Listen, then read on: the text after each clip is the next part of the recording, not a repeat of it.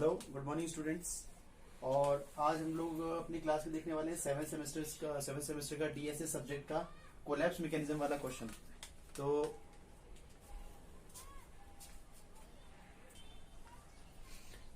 तो इसमें क्वेश्चन जैसे एक ले लेते हैं।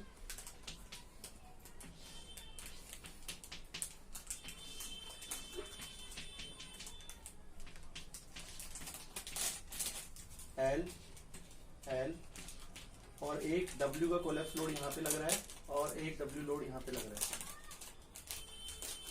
ठीक है, तो इस क्वेश्चन के अंदर जैसे आप लोगों को कोलैप्स लोड की वैल्यू वो पूछेगा, है ना। इसको क्या बोलते हैं? इसको बोलते हैं फ्रेम वाला क्वेश्चन।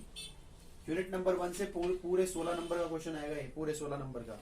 तो आपको 3 सिंपल स्टेप्स करनी है और आपको इजीली पता चल जाएगा कि क्या किस तरीके से आंसर कैलकुलेट होगा। तो फॉर स्टेप 1 सबसे पहले क्या करना है, बीम मैकेनिज्म को समझना है।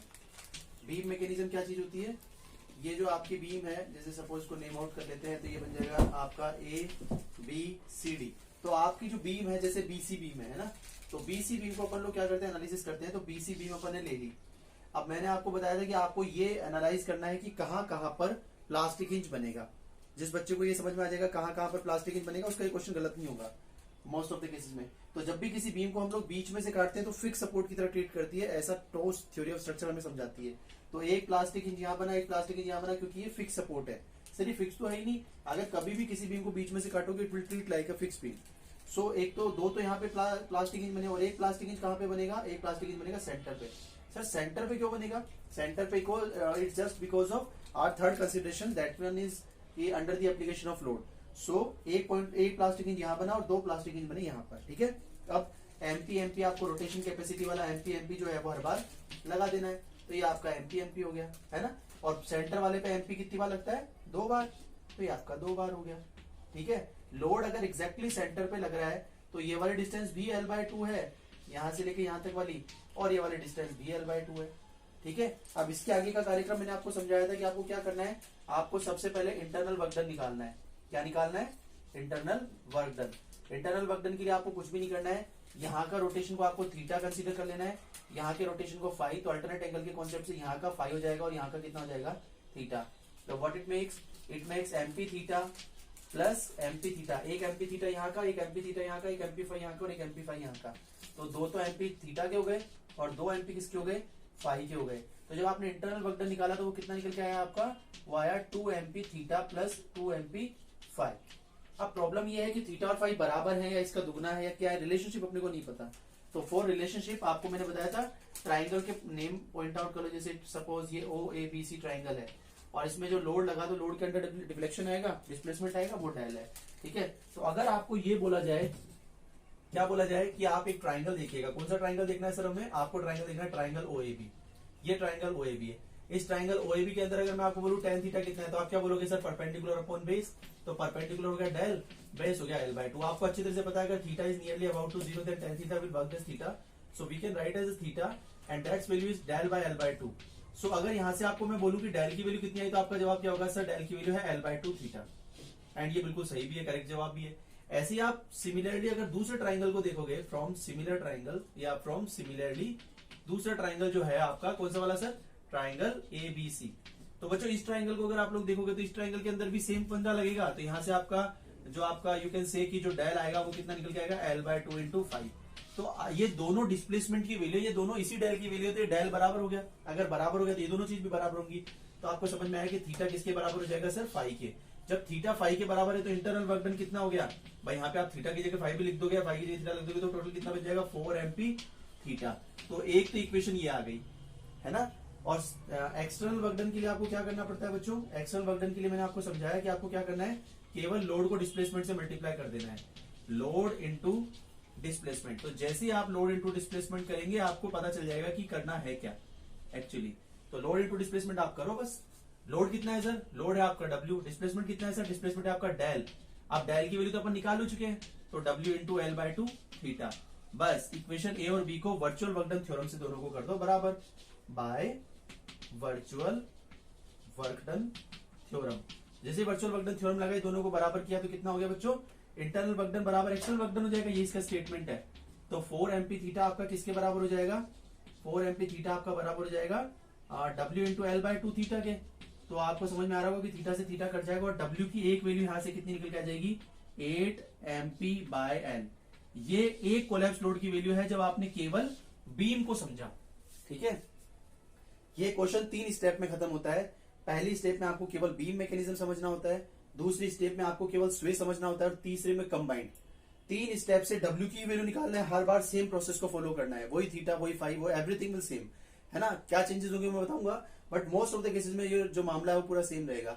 आपको 3 केसेस करने हो, तीनों में जो सबसे मिनिमम कोलैप्स लोड की वैल्यू है you will take it and that is your answer. ठीक है, तो आई होप कि आपको स्टेप नंबर 1 समझ में आई है ना। We will further proceed for step number 2।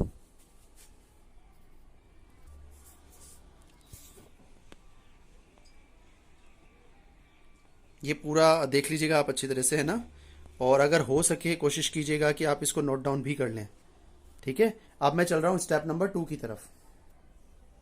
अगली स्टेप है बच्चों, जिस स्टेप के अंदर आपको क्या करना है, स्टेप नंबर 2 के अंदर आपको स्वे मैकेनिज्म देखना है। स्वे, सर स्वे मानी क्या होता है मुझे नहीं पता, तो मैं समझाता हूं आपको स्वे का मतलब क्या होता है और स्वे में क्या करना होता है। आप ऐसे समझिए कि इस पर केवल ये वाला लोड देखिए, मतलब सोचिए केवल ये वाला डब्ल्यू लोड लग रहा है, तो एक फ्रेम है उस पर केवल इधर से डब्ल्यू लग रहा है, तो फ्रेम कुछ ऐसा नहीं हो जाएगा, ये फ्रेम कुछ ऐसा नहीं हो जाएगा, क्या बताइए मुझे, ऐसा it will treat like in such a manner, कुछ ऐसा हो जाएगा। और ये अपनी ओरिजिनल पोजीशन से जितना डिस्प्लेस हुआ इसको आपने बोला क्या, डेल 1। ये आपका इधर डब्ल्यू लोड एप्लीकेशन लग रहा था, जिसकी वजह से इधर जो डिस्प्लेसमेंट आया उतना ही सेम डिस्प्लेसमेंट इधर आएगा, तो ये भी चीज आपकी डेल्टा 1 है ना। अब वापस से fix fix fix and fix, तो वापस से आपके एमपी एमपी एमपी और एमपी, ये चारों एमपी एमपी एमपी लग के। ठीक है, इधर वाला अब थीटा और फाई तो अपन काम में ले चुके हैं, तो आप थीटा 1 और थीटा 2 कह दीजिएगा। लेकिन एक बात मैं आपको बता दूं, आपको थीटा 1 और थीटा 2 कहने की जरूरत नहीं है, क्योंकि अगर ये दोनों लेंथ हमेशा सेम है तो थीटा 1 और थीटा 2 बराबर आएंगे, है ना। आप वापस से ये वाला ट्राइंगल लेंगे, इसमें वापस tan थीटा लगाएंगे, वही वाला प्रोसेस अभी सिखाता हूँ एक बार। तो सबसे पहले तो सर इंटरनल वर्क डन सिखाओ।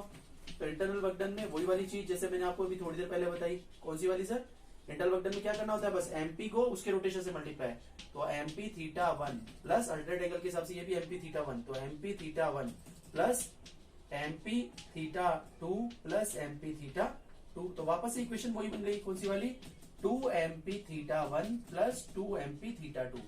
अब आगे का काम कॉमन है जो मैं आपके लिए छोड़ रहा हूं, और मैं डायरेक्ट बोलूंगा कि फ्रॉम ट्राइंगल, दोनों ट्राइंगल को जब आप ध्यान से देखोगे और सोल्व करोगे तो आपको पता चल जाएगा कि जो थीटा 1 और थीटा 2 है वो दोनों क्या है, बराबर। तो इंटरनल वर्क डन कितना निकल के आ जाएगा, यहाँ से इंटरनल वर्क डन निकल के आ जाएगा 2 MP theta 1 plus 2 MP theta 1। So finally इसका आंसर हो जाएगा कितना, 4 MP थीटा 1। ये आपका इंटरनल वर्क डन आ गया। ठीक है, अब इसके बाद में आपको क्या करना था, एक्सटर्नल वर्क डन निकालना है। तो एक्सटर्नल वर्क डन के लिए वापस से वही formula, external work done. External work done के लिए क्या फॉर्मूला सर, वही आपका लोड इनटू डिस्प्लेसमेंट, तो आप लोड इनटू डिस्प्लेसमेंट कर दीजिएगा। लोड कितना है सर, अब की बार जो लोड ले रहे हो आप वो W है, और डिस्प्लेसमेंट जो है वो ये वाली चीज डेल्टा 1 है, और डेल्टा 1 की वैल्यू आप अगर निकालोगे यहाँ से, तो जैसे मान लीजिए ये वाली डिस्टेंस L है तो L इंटू थीटा निकल के आएगी, तो ये फाइनली बन जाएगा W into L into theta 1। ये आपकी इक्वेशन नंबर डी हो गई। वापस से वर्चुअल वर्क डन थ्योरम लगा दीजिए, by virtual work done theorem. तो जैसे आप वर्चुअल वर्क डन थ्योरम लगाएंगे तो वापस से दोनों चीज बराबर, तो ये कितना हो जाएगा, 4 MP थीटा 1 बराबर WL थीटा 1। थीटा 1 से गया थीटा 1, तो यहाँ से W कितना निकल के आया, यहाँ से W निकल के आया 4 MP बाय L। याद है पिछले वाले में W निकल के आया था 8 MP बाय L, यहाँ पे कितना निकल के आया, 4 MP बाय L। अभी भी क्वेश्चन खत्म नहीं हुआ है, अभी क्वेश्चन क्या बाकी, क्वेश्चन के अंदर अभी भी क्वेश्चन के अंदर ये बाकी कि थर्ड स्टेप जो है कंबाइंड मैकेनिज्म, उसके अंदर वैल्यू कितनी निकल के आती है। ठीक है, फिर आपका क्वेश्चन खत्म है। ठीक है, तो हम लोग इसको वापस से एक बार थर्ड स्टेप की तरफ। हाँ तो बच्चों थर्ड स्टेप थी कंबाइंड मैकेनिज्म वाली। कंबाइंड मैकेनिज्म वाली स्टेप थोड़ी सी टफ है ना, क्योंकि उसके अंदर क्लम्सी डायग्राम होता है। मैंने कोशिश नहीं किया ज्यादा डायग्राम को, और अगर मैं इसमें कुछ लिखूंगा तो फिर दिखेगा नहीं ढंग से, इसलिए आपको ये समझना है कि इसमें क्या हुआ, जो स्टेप 1 थी वो भी हो गई, स्टेप 2 भी हो गई, मतलब बीम भी झुकी है, बीम पैनल भी झुक गया और स्वे भी हो गया, दोनों हो गया। तो कंबाइंड के केस में क्या हो रहा है, बस वापस से कार्यक्रम वही है, जैसे आपको इंटरनल वर्क डन लिखना है ना, तो बस आपको यहाँ पर थोड़ा सा जैसा मैं बोलूंगा उसको आपको समझना है। जैसे एक तो यहाँ पर एमपी लग रहा होगा, है ना, मैं अंदर लिखूंगा नहीं कहीं पे, बाकी मैं बताता चलूंगा। जैसे एमपी और इधर का रोटेशन थीटा 1, इधर आ जाओ। जब इधर आओगे तो इधर के पास में दो रोटेशन है, एक तो थीटा वन की वजह से और एक थीटा की वजह से। तो थीटा वन की वजह से थीटा वन और नॉर्मल थीटा की वजह से नॉर्मल थीटा। आगे चलोगे तो एमपी थीटा, आगे चलोगे तो फिर एमपी फाई। इधर आओगे तो वापस दो रोटेशन, एक तो एमपी फाई की वजह से और एक एमपी थीटा टू की वजह से, है ना। और एक हो गया इधर लास्ट में एमपी थीटा टू। वैसे अगर किसी बच्चे ने ध्यान से इस वीडियो को देखा होगा तो उसको अच्छी तरह समझ में आ जाएगा कि करना तो कुछ है ही नहीं, बस एमपी थीटा वन, इधर एमपी थीटा वन थीटा दो का रोल है, इधर थीटा का, इधर फाई का, इधर फाई और थीटा वन का दो का रोल है, इधर थीटा, है ना। तो ये थीटा टू और थीटा वन वैसे तो बराबर आ ही गए, तो कोई मैटर नहीं करते ये, है ना। बाकी अगर आपको प्रीवियस रिलेशनशिप को यूज कर ले, फ्रॉम लिखना पड़ेगा, बट फ्रॉम प्रीवियस रिलेशनशिप। तो प्रीवियस रिलेशनशिप में क्या हुआ बच्चों, प्रीवियस रिलेशनशिप से अपने को पता है कि थीटा और फाई बराबर है, और delta U can say theta और फाई बराबर है, और जो आपके थीटा वन और थीटा टू है वो भी बराबर है। तो फाइनली ये थोड़ा छोटा हो जाएगा इंटरनल वर्क डन, कितना हो जाएगा देखो, एमपी थीटा वन और थीटा टू, तो चार तो थीटा वन के हो गए, तो 4 एमपी थीटा वन, और ऐसे ही चार किसके हो गए, थीटा के हो गए, तो 4 एमपी थीटा। अब जब आप थीटा वन और थीटा में रिलेशनशिप स्टैब्लिश करोगे ना, एक डायग्राम ये वाला लेके और एक डायग्राम ये वाला लेके, तो थीटा वन और थीटा भी बराबर आ जाएंगे, ठीक है। तो ये हो जाएगा फाइनली 8 एमपी थीटा वन। इस तरीके से आपका ये हो गया इंटरनल वर्क डन। और जब बच्चों यहाँ पे केस में बस एक ही चीज का डिफरेंस है, जब आप एक्सटर्नल वर्क डन लिखोगे ना, तो एक्सटर्नल वर्क डन में दो भाई लोगों का काम आएगा। एक तो ये डब्ल्यू जो यहाँ पे लोड लग रहा है ये भी डिस्प्लेसमेंट दे रहा है, और एक डब्ल्यू जो यहाँ पे लग रहा है वो डेल्टा का डिस्प्लेसमेंट दे रहा है। तो टोटल क्या बनेगा, W into delta one plus W into delta. तो आप दोनों की वैल्यू डाल देंगे। एक डब्ल्यू की वैल्यू तो अगर आपको याद हो तो निकल के आई थी कितनी, एल थीटा, और एक डेल की वैल्यू निकल के आई थी L by two theta one, और थीटा वन अगर ये दोनों बराबर हैं तो ये बन जाएंगे 1.5 यानी 3/2 डब्ल्यू एल थीटा। ये आपकी इक्वेशन नंबर बी हो गई। और बाय आप इसमें वर्चुअल वर्क डन लगा दीजिए और आपका क्वेश्चन खत्म है, कुछ नहीं करना आपको। तो by virtual work done theorem, तो इंटरनल वर्क डन जो है वो एक्सटर्नल के हो गया क्या बराबर। तो रिजल्ट क्या आ गया, रिजल्ट आ गया 8 एमपी थीटा वन बराबर 3/2 W L theta one. Theta one से थीटा वन कट गया, और यहां से डब्ल्यू की value I 16/3 MP by L. अब आपको क्या करना है, बस क्वेश्चन भी यही खत्म हो गया। आपको तीनों वैल्यूज को देखना है, स्टेप नंबर 1, स्टेप नंबर 2 और स्टेप नंबर 3, तीनों की वैल्यू को देखना है, और तीनों की वैल्यू को देख के आपको ये बताना है कि कौन सी वैल्यू सबसे कम है। जो भी सबसे कम कोलैप्स लोड की वैल्यू है वही आपका आंसर है, ठीक है। तो आई होप कि आपको ये समझ में आया होगा, और ट्राई करेंगे, और अगर डिफरेंट क्वेश्चन इससे ले सकते हैं तो अदरवाइज यूनिट 1 जो है आपकी, एक बार इस क्वेश्चन की वीडियो को ध्यान से देखिएगा पूरी वीडियो को, और इस क्वेश्चन को अच्छे से करके देखने की कोशिश कीजिएगा। आप कोई भी क्वेश्चन हो DSS 7th semester first unit का प्लास्टिक एनालिसिस का, कोई भी क्वेश्चन कर लेंगे, ठीक है, डन।